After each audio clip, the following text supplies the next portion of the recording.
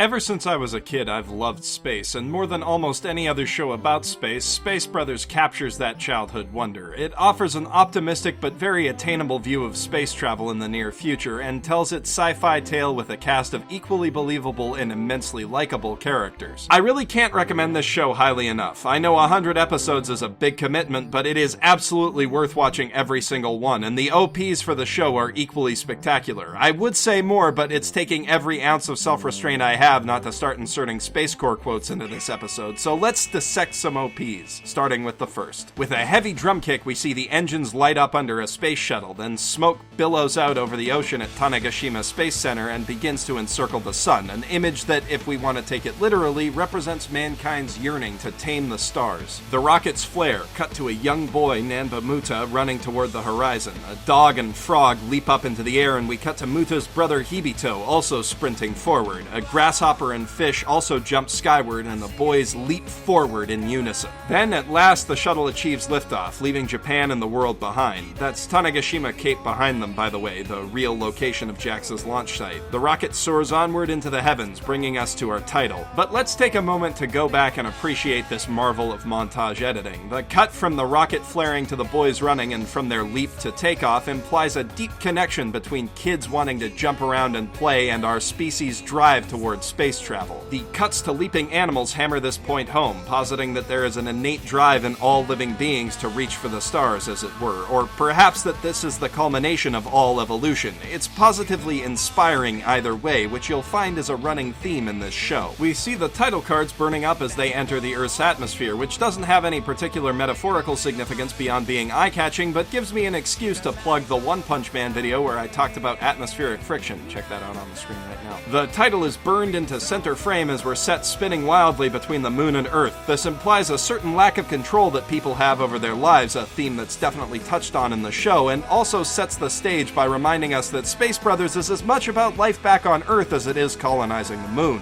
Appo riding a tinsel star with a rainbow-colored trail brings us back to Muta in his work clothes. He struts around making goofy, cocky poses that fit his personality perfectly. He's a funny guy more than a little full of bravado, although it's a bit of an act, as symbolized by him stepping out from behind a stage curtain. This is Muta before he rediscovered his love of space, when he was working as an auto engineer. It's important to remember that before deciding to become an astronaut, Muta wasn't a failure or unhappy, he just wasn't heading for the moon. The match cut with the eternally baffled-looking Appo indicates that in some ways they're kindred spirits, certainly in respect to their love for and loyalty to Hibito, who we see taking another running leap to land on the moon head first. He fumbles a little, but he stands confidently, and his goofy personality shines through, the same personality that led him to leap joyously the first time he stepped on the moon. But his success inspires Muta to chase his dream once again, and he's catching up fast. Before we move on, I just want to take a moment to pause and appreciate how freaking great the expression on Muta's face is. This legit makes me smile every time I see it. Space Brothers deserves more reaction gifs. Returning to the theme of space travel as an inherent part of human progress, we see Tokyo being built up into a metropolis, its skyscrapers and towers reaching ever higher. To hammer the space connection home, we see stars floating up from the base of the buildings like fire from a rocket.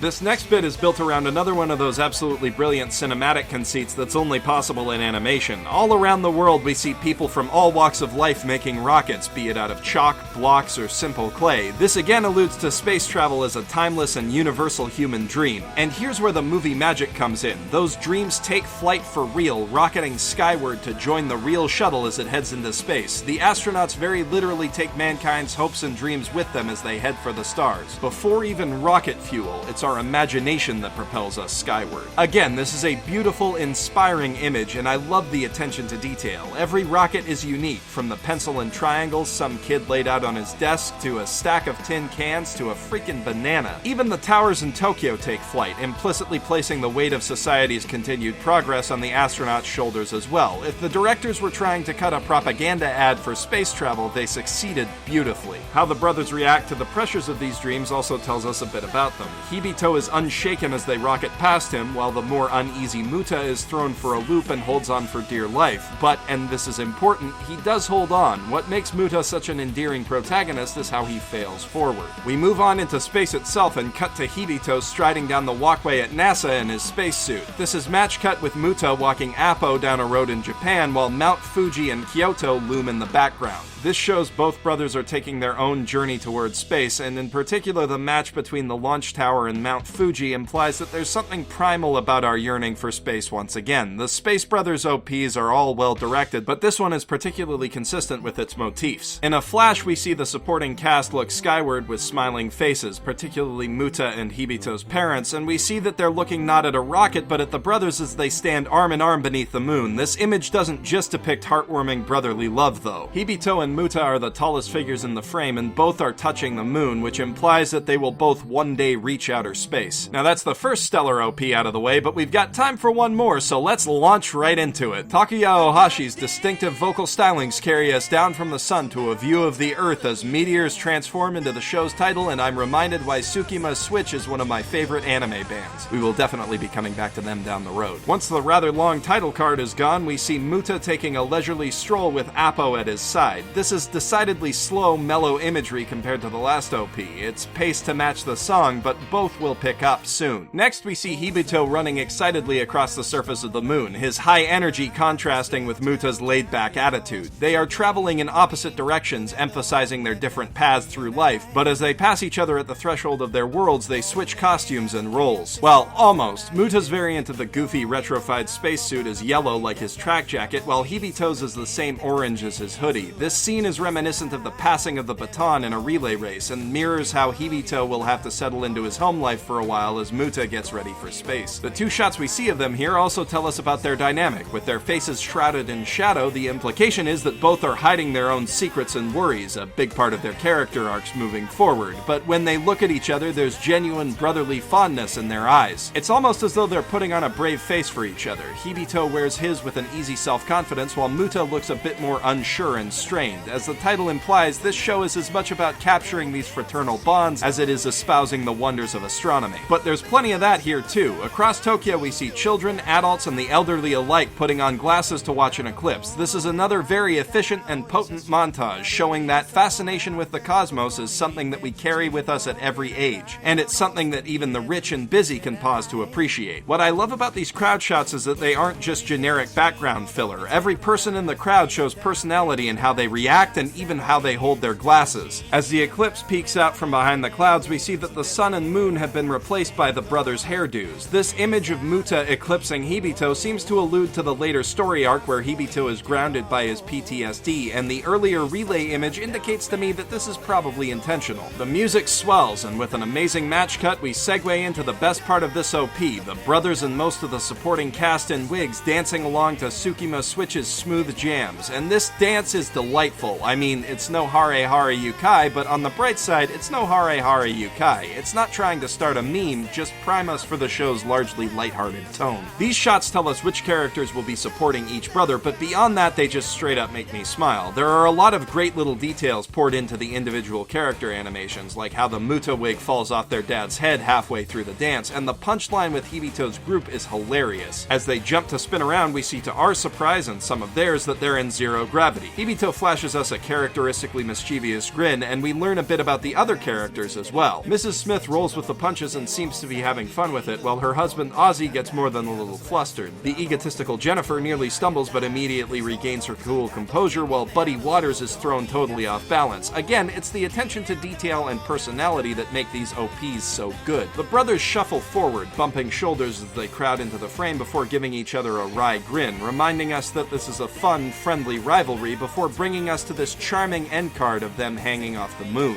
This image tells us two things. Space is awesome, and this show is gonna be fun. At this point, you might be expecting me to deliver a verdict on which of these OPs is the best, but there's like 6 more of these things, so that would probably be a little premature. I don't want to subject you guys to 2 straight months of Space Brothers, but we will be coming back to these eventually. As for right now, Reddit is in the middle of rewatching The World God Only Knows, which means the time is ripe to cover one of its god-tier OPs. Look forward to that in 2 weeks, and and while you're waiting, I recommend checking out my analysis of the OPs for Baby Steps, a show that treats tennis the same way Space Brothers does space travel. If you're in the mood for something different, you might like the first episode of my new series, What's in a Game, where I dissect things like game mechanics and levels the same way I do these openings. In this case, it's a psychological look at Gloria's Theater from Psychonauts, and if you're worried about spoilers, it's actually surprisingly spoiler light. As always, this is Jeff Thu, professional shitbag, signing out from my mother's basement.